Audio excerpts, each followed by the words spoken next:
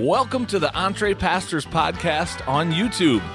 This is a show that helps pastors think, act, and thrive as prosperous entrepreneurs.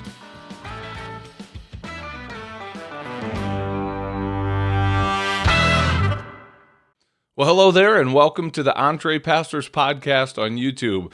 I'm Jon Sanders. So grateful to have you joining us for this week's episode. The title of this episode is How to Be Indistractable. And we're getting that word from a brand new book that my friend and co-host Les Hughes has been reading recently. It's made a huge impact on his life. And in this episode, he and I are going to talk about some of the highlights from this book that he has been taking away and applying to his life. Kind of the big idea is that in a world that is so full of noise and distraction and chaos, it is so easy for us to get pulled away from giving the focus and attention to the things that really matter most. As leaders, as pastors, as business owners, as husbands, wives, fathers, all of the important things. And it's a book about really how to live a disciplined life when it comes to blocking out time for the things that matter most in our life. So we've got a great conversation coming your way. I'm so grateful to have you joining us. Without any further ado, let's get to this conversation with me and my co-host, Les Hughes. Here we go. Hey, I'll share a quick little lesson/update as before we jump into the topic for today. Can I share something with you? Go ahead. So, my sons and I are in the process of launching another business, and it's dealing with blinds, windows, shades, that sort of thing. Yep. And we've been watching my brother for years, my younger brother, Tim, who now is down in Kansas City. He's for years has been building a very successful business in this space. Here's the lesson. The update is I took my sons and we went down there for the couple days this week, early this week, to shadow Tim and his growing team, to spend some time with them out doing sales calls as well as installation. There's just learning that you get so much more when you're actually in the field. We even did some hands-on stuff where they threw the tools in our hands and we're actually doing the stuff. You learn so much more, at least I do, versus sitting at a PowerPoint in a classroom, having someone talk to me about it.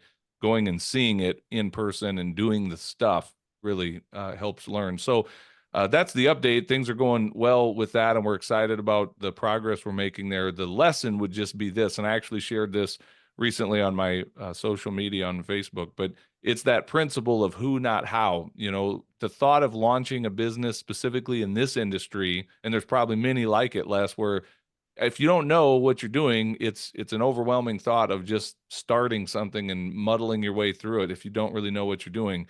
So rather than trying to figure out how do I do this, you get the right who. And in this case, the who happens to be my brother, but I'm not just leaning into him for a favor since we're brothers and I quit beating you up at some point in our life. I'm paying him for the coaching. He has a vested interest in our success because we're making a financial investment into the coaching that he's giving us for the first 5 years of getting this business up and off the ground. And I couldn't be more grateful. Is it costing money? 100%. And is he getting us to the front of the line way faster than we would be on our own? Also 100%. So the lesson is, as we encourage pastors to launch businesses, sometimes I get kind of sad and a little bit frustrated when I see a pastor who is unwilling to make that investment into the right who, whether it's a coaching program or even our own business builders or something that would help them move the ball down the field faster and actually get progress faster. They hold back because they think, I'll just figure out how to do it on my own. And yeah, there must be something just innately in the I don't know, the profession or calling or preparation or the tribe that we're in or something. There's something to that, because for the most part, people that are in the marketplace get this, right? I mean, it just seems to me that they're much more ready to make that investment in themselves, knowing, I guess, that they'll get it back quickly, or maybe that's just the way it goes, in their world. And we've seen it over and over again. You're absolutely right in that, and there's probably many reasons why it's the case, but it is true. I would say, so if something like that or that mindset is holding you back, and you have an opportunity, you don't want to do something that's going to be careless, or foolish, but there is something to having skin in the game to get like, I like the way you put it, going to the front of the line. That's absolutely true. And I'll tell you what, for me, John, it hasn't always happened quickly, but at they don't all have to hit, you know. Yeah. They don't all have to be as successful as you envision them being. One or two can be, and it will change your life. Yeah, for sure. Well, it's cool. And by the way, as I hearing you share that, my thought is going to, like, my brother himself this past year invested high five figures into a coaching program for his business. And the guy basically made a promise that, listen, I'm looking at your numbers. I can help you go from where you are here. And I won't say the numbers, but that guy has delivered on his promise, and it came at a significant cost that, again, the financial return far outweighed the initial investment. But there's always that hesitation, that moment of going, man, I don't know, like, that's a lot to invest into Yeah, what could be, because there's never really a guarantee. And if anyone tells you they can right. absolutely guarantee something, maybe they That's can't. right. That's right. Run, don't walk away from that. Yeah. But you're exactly right. But I can guarantee you that if you take no action at all, you'll keep getting the same, or you have the same action, then you're probably going to get the same results. That Yeah. much is probably true. So, Yeah. John, I know of a person that this is going to seem like monopoly money to some people. So I'm not being insensitive to where everybody is. I'm just stating the facts just for, the sake of illustration. But I know someone who invested, this number is incredible, John, but it's $68,000 last year to be in the room virtually with a certain group of people because he believed that it was going to pay off in what he wanted to do this business. He's in the ghostwriting space. That's why I know. Hmm. And so I tell you, it's one thing to get the ROI of that, which they did. So he's got over $1 million a year revenue, at least, ghostwriting business, way more than that by now. But it was so valuable to him, John, that he re-upped. Hmm. Like, he's going into this year and doing it again. Wow. So it's not only about what you're wanting to learn. It's a lot of it's about being around the right kind of people, or Yeah. the specific right people to be around. We've talked to people recently, within the last couple of weeks, that stress the value of being around people that celebrate this instead Yeah. of pour a bucket of cold water on it. Yeah. Yeah, and as I hear you say that, it just, my mind goes to maybe the biggest takeaway in our introduction that isn't even about the podcast we're going to be talking about is just turning up your thermostat. So often we think so small. We live such small lives, and I don't mean that as a put down or an insult, but to just think of that for what feels like a big investment to us at, $99 a month to join a business builders community or something like that, to hear someone investing, almost $70,000 into their coaching and into their, uh, prosperity for the upcoming year. It kind of raises the thermostat a little bit and go, maybe I've been playing really small. And so, yeah, I think that's the point, is just being willing to make that investment. Are you the type of person who's willing to make an investment into yourself, or are you the type of person that's more willing to argue for your limitations? And if so, you're going to stay very And stuck. the dollar amounts are really irrelevant. It's the Yeah, principle. It's the there you point. go. It's the mindset. So because I know those numbers I have conversations. I live in the real world, and those numbers turn some people off, and that's fine. Forget about the actual number, but the principle is what's true. The numbers are going to be relative to where you are. It's like the billionaire that was saying, man, 100 million there, 100 million here or there. Pretty soon you're talking about real money. Yeah, right. So the amount is not what's important, but zero, you got to get off of that. Right. And if you're new to the EntrePastors Podcast, at the end of the day, we want to help pastors break free from pastoral poverty. We're done, sick and tired of the narrative of the starving pastor, that just because you said yes to serving the Lord somehow synonymously meant you're going to be broke the rest of your life and barely scraping by financially. We're just done with all of that nonsense. And we see business as a great way for you to put some financial margin and financial freedom in your life. So that's what we do. We help pastors do that. And we recognize so much of this is not about business. So much of it is about mindset that is keeping us from being successful in the marketplace. When the truth is, we have a lot of skills that are transferable to the marketplace. We have a lot to bring to the marketplace, but if our thinking is so limited, and so stunted in terms of scarcity and poverty thinking, like we'll stay locked up in that place of zero for a long time. So anyway, Les, you and I like preachers who spend 20 minutes on an I introduction know, to a I sermon. We know. haven't even got to the text yet, man. We haven't I even know, finished but this up is important. But look, everybody listen to me virtually about it. Practically everybody. I bet most of them want to be generous people. John, Mhm. we're talking to generous people. We'll try to be generous when you don't have anything and see how it works out. It's I mean, tough. it's frustrating. Try to Yeah. be real generous when you're living paycheck to paycheck, when you got a lot of credit card debt or whatever. It's not very fun to do Right. to do that.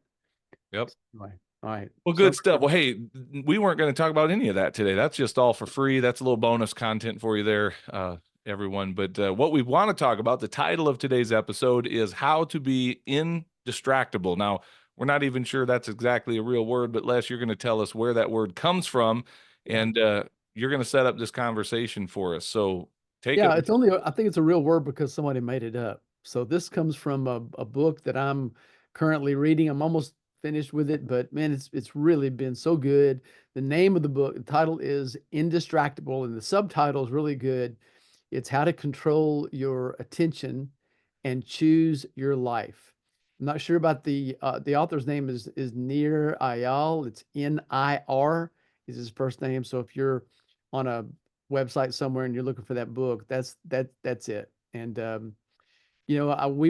recommend this book. We recommend this book. So we're just gonna hit some of the high points, take a 30,000-foot view, John, because the fact is, many pastors are very distracted periodically. So especially if you're wanting to focus on, I mean, how many times are you doing some research for a message or preparing a sermon, and somebody knocks on your door? Hey, you got 5 minutes? And the dirty little secret is 5 minutes is never 5 minutes. Correct. I was tempted at one point to say, you can come and talk to me, but stop lying because you know it's not going to be 5 minutes. So I'm not mean, so I don't say that to people. But in my heart, I mean, like my thought is, it's never 5 minutes. It's never 10 minutes, right? Yeah. But when that happens, your focused shifts. So let me just as a caveat to all of this, John, also say something. You're welcome to weigh in all you want, but there's a reason that I'm reading this book, because I sometimes try to do so much that Mhm. if I'm honest with myself, I'm not giving something my attention, my full attention. And when that happens, it's just not fair to what I need to be giving my full attention to. And so it does a lot of things. My life is not really balanced at that point. Then I'm not giving, because I'm not giving my family, my kids, my grandkids some attention. So I'm distracted because there's somebody pinging me on my phone, and I am needing that. We're not even talking about trying to text and answer email while you drive. That's a whole different thing, right? So the Is there a reason that problem with that? the Are we not reason supposed to be that doing that? the reason that the author uses that word indistractable is because the word distract, the root word for that is the same word that we get traction from. And literally that version of attraction is being pulled towards something. Okay. So the reason he just kind of says indistractable, to indistract would be, or to attract, traction is being pulled towards something. So if you distract, you're pulling somebody away from something. Make sense? Yep. And so what you want to do is somehow put a stop to that. And so you've got traction again, and you're being pulled in the right direction. You're being pulled toward the people or the goals that you want to be pulled toward. and all this other stuff out there. It's not that it's not important stuff. It's not that you won't give your attention at some point to some of that. Okay.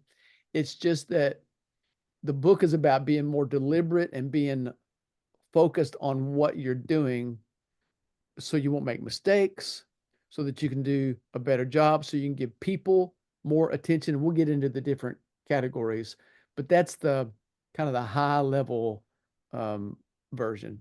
Well, let me jump in with this, just maybe a thought, maybe it's a question, but I have mixed emotions when I hear this type of message. And the reason I say that, Les, is because on one hand, I totally get it. And there's a part of the message that resonates with me, that thought of being singularly minded and so focused on one big outcome, one big goal. It seems that so many successful people, they point to that as their source of success.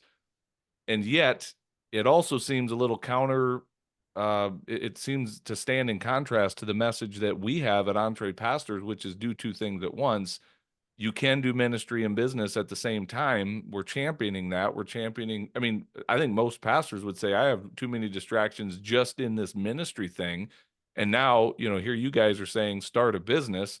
And if they're wired to be an entrepreneur on top of that, they don't just think about starting a business. They think about starting 7 businesses, and they have a new idea every time they step out of the shower. Like every day they're thinking of new shiny objects and things that grab Mhm. their attention. So the distraction thing is a real tension. But I guess my question is, or the tension that comes up inside of me when I hear this conversation is like, how do we do both? Like, can I do multiple things at the same time, or is it, do I really have to choose to just do one thing and not be distracted by doing multiple Mhm. things? Well, there are lots of um, approaches and I want to use the word hacks, but it's not that they're shortcuts. They're more habits, okay, that can be established. The reason that I really wanted to get into this is because I'm pretty on my own. I'm pretty bad of being one place and thinking about something else that I should be doing, you know, or not being all there for someone that just need to be all there for. So I think you're right though. The tendency, the natural tendency is to think, well, yeah, that's fine for you, but I've got these 4 things that need to be done today, so I can't be complete. Well, that's fine. That's fine. What he's talking, you can still do that. And he's not saying also not to it's okay to watch Netflix for an evening if you want to, even Sure. even on your own, to chill, sit on the back deck or take a nap or whatever. What he would when I say he, I'm just referring to the author. What he would encourage readers to do is be intentional about that and plan that. What's wrong with planning that? Mm, So that if it's what you intended to do right then you don't have to feel guilty that you need to be doing something else. That's your plan for. So he's big on time blocking, okay. big on scheduling things, even things that you might think don't need to be scheduled. So here's the way pastors often will do. We have so much to do. Like we don't have to schedule. We don't have to be real uh, disciplined about a schedule if we don't want to be. If we when we come into the office or when we go or show up on Sundays or whatever it is, there's plenty to do. Okay. You can stay busy from morning until you go to bed at night and still have something when you lay down, you think of some things that you could have done and didn't get completely finished. And that can be really frustrating. Anecdotally, let me share with you where the idea actually came from for the author. He used two real life scenarios. One was from a hospital that he goes through all of this in the book, but it was a hospital. I'll just summarize where they had a very high rate of mistakes, evidently in the nursing business and especially with hospitals and mishaps that they have and all all of them have them and the the rate of people making mistakes in medications is way higher than you might think. And that can be very dangerous for people. And so they were wanting to get one unit especially had a worse track record than the others did. And so they got them to sign off on this experiment for a few weeks to where they would have a, a, a medication zone really where they were filling the prescriptions. And this was done kind of in the unit, and they have a lot of interruptions. And so what they would do, this is just in this particular case, they had a vest that they wore, like an orange vest that they wore, to where while they were wearing that vest, they were in the unit filling the prescription or the meds. And nobody met, unless it was an emergency, that was a sign for everybody else. Don't talk to me. Mm. Don't distract me. And so it seemed kind of hokey to some of the people involved in the study, and there was some pushback. But when they got the results, they had dropped the percentage of mishaps had dropped like 47% Wow. just from that one thing. You're talking about people's lives, Yeah.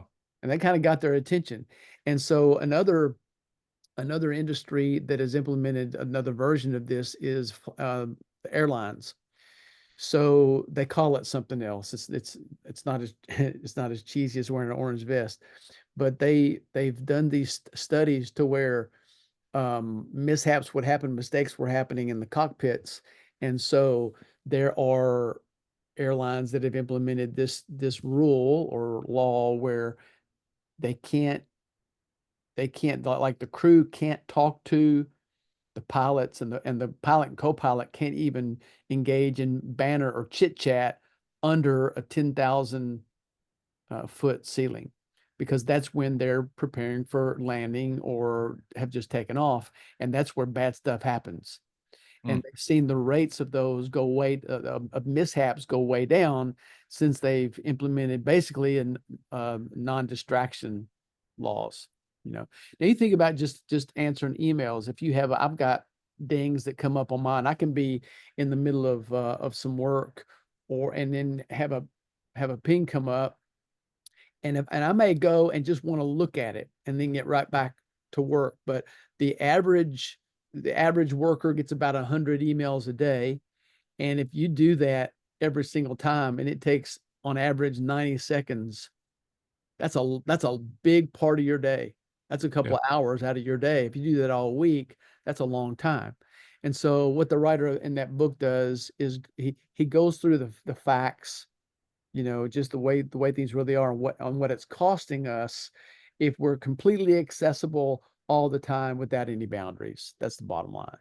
Yeah. What I'm hearing you say, backing up just a little bit, is that this is the big idea of the book is not necessarily that you have to choose just one thing and only focus on one thing. Well, he even says in the subtitle kind of says how to control your attention and choose your life. You can Right. choose to have multiple things going on. That's fine. Mhm. But wherever you are, you're there on purpose because you've chosen it. And then you're giving your attention to that Mhm. thing in that moment. You're present in that moment. Is that a fair summary of what kind of It what is. you're saying here? Yeah, and he establishes lots of habits to do that. So it's not just theoretical, it's not only theory, but really some practical stuff. So there are the main thing is it boils down to things that trigger us, right? And a lot of this is just the way we're wired, psychologically, and it goes back to the dopamine hits and all the rest. But if there are two kinds of triggers. There's an external trigger, like the ding or the bell or the buzzer or the vibration. There's that, and then there's the internal. And the internal is just not knowing and wanting to know, needing to know. So you're checking your phone constantly, or whatever Oh, version of that it ends up being. There's some studies done that even you can have your I talked to somebody the other day that when he has a meal with someone, his phone's out, but he'll put it face down so it's not distracting him. Well, that's still a distraction. If it's there, now he's wondering, I wonder if yeah. anybody's texting me, because he's not looking. He doesn't know for sure, you know.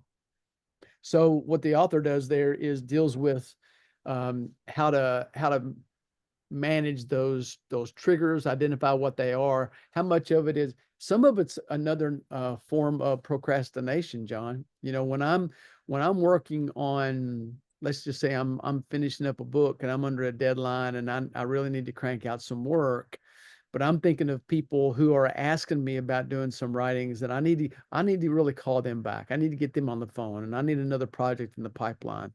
Well, I need to finish the one that I'm on, as well. So what I'm doing is I'm a little fearful of winding up that project, or not really. I don't really have my thoughts in line the way that I need to have them, and so it's easier just to go and do this for a while, and I'll come back to that. But I'm that's not a wise thing to do a lot of times. Well, and it is kind of like, at least from my own experience, it's a way to feel busy, but also not have to do the hard work of the thing maybe I don't want to do. Like, it's a form of procrastination. It's easy to check the emails and the updates on social Right. media and some of those surface level things, and it's keeping me from that deeper work that I really need to do to move the needle in my business or in the church that I'm leading or whatever the case may be. So it's But see, almost, that's completely internal. yeah, That's nobody knocking on my door. yeah, that's That good. that's me. And I want to be careful too and make sure everybody here's my heart on this. I don't always see people as distractions. Okay.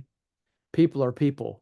Yeah, And sometimes those needs, if I'm on those needs really are more important than what I may be working on that can wait, you know. yeah, And so but I'm just talking about those are choices that you make. He breaks it down. There are really three different categories of things that want or need or demand our attention, or need our attention at least. One is yourself. So he talks about how to prioritize the self time that's really healthy, so that you're in a healthy place to then help the other people that are in yeah, your life as well. So that's one is you time priority, and then the second is other relationships, you know, people, family members, friends, especially how to prioritize that. And then the third category is work, and some of those overlap, but those are the three big rocks that he yeah, talks about being deliberate about scheduling. Why not schedule time for yourself, just like you do the chairman of your deacons, or elders, or your executive pastor, or oh, whoever it might be, and with your spouse, as well. yeah. The word that's coming to my mind, Les, is just the word disciplined. Because to what you were saying about, people are not distractions. I totally agree with you. And the heart of Jesus is to serve and to love people. Hmm. But the more impact someone wants to have, and the more that you want to be involved in a high impact life, at some point you cannot afford the lack of discipline. I think as a pastor in the early years, especially, like you were saying earlier, it's easy just to have an undisciplined schedule. It'll fill up. People will fill up your schedule for you. Yeah. I don't have to take control of it. I just Yeah. kind of let the day come to me as it comes, and whoever calls, whoever steps into the office, before you know it, I've got my work day in, and like, I didn't really plan any of it. That's not a disciplined life. What I'm hearing you saying, and it sounds like this author is prescribing in the book, is a much more disciplined approach to Yeah. choosing where your attention is going to be. And certainly that doesn't mean that you just write people off because, oh, sorry, your emergency didn't fall into my time Yeah, blocked, not at all. thing that I scheduled for today. Not at But all. He's it pretty also, big on identifying those triggers. That yeah, that's really a big part of it. And that's the part where you have to take some control. There's a formula that he uses. It's B equals A plus T. So it's behavior. Whatever behavior you want is going to be a result of your abilities plus the triggers. So okay, you deliberately then set up these internal and external triggers, or remove them depending on the behavior that you want. Behavior equals ability plus trigger. I believe that's right. okay. Well, as always, Les, I love it when you bring books to me that are recommended. So now I'm going to have to go check this out, and we would encourage others, if this is something that speaks to where you are right now, by all means, go check it out. And I think it's just something for everyone, man. If you're in any leadership position, certainly pastors, you're in a leadership role. And then if you're starting a business, you're going to be leading on some level, even if it's just yourself in your own single member organization, or if you're building a team, there's going to be leadership there. And you just can't afford to be undisciplined. You have to grow in this. I know over the years, as I've grown in impact, also my schedule has gotten more disciplined. And I'm not claiming to have arrived by any means, Les. The minute you suggested this as a topic today, I felt, a mixed emotion of like, this is great. And also I feel guilty having this conversation because Yeah. I need this. Yeah, I think anyone that's being honest would say that about themselves. So anything else you got as we kind of wrap up the main content of this conversation here, Les? Well, just what do we say sometimes? So many books, so little time, Yeah, but this is one that's a pretty quick read and worth your attention. Um, there's no secret formula. There's no magical, wand that you can wave. But I think this is for me, John. This is going to be probably a lifelong journey. for But it's sure. something to regroup on periodically and just kind of clean your mental desk off a little bit. That's what it's about for me. That's good. Yeah, that's a great point, Les, that these are things we come back to and keep honing. I don't think anyone ever gets to the point where they say, I've arrived now and I'm perfectly managing my schedule and my focus and attention. It's all perfect. So it'll be a lifelong journey for sure, for me as well. Well, hey, thanks for watching this episode of the EntrePastors Podcast. Make sure you hit that subscribe button so you can be notified every time we release a new episode. If you'd like to get connected to other pastors who are learning to think, act, and thrive as prosperous entrepreneurs, then we invite you to check us out on Facebook. Just search for the EntrePastors Connect group, answer a few of our simple questions there, and we'd love to include you in the conversations. And if you're really ready to go to the next level, then we invite you to join our EntrePastors membership community. When you become a monthly subscriber, you will receive access to courses, exclusive community, and coaching that will help you along in your own EntrePastors journey. If there's anything else we can do to serve you, please visit us at EntrePastors.com, and we will do our best to serve you there. God bless everybody. See you soon.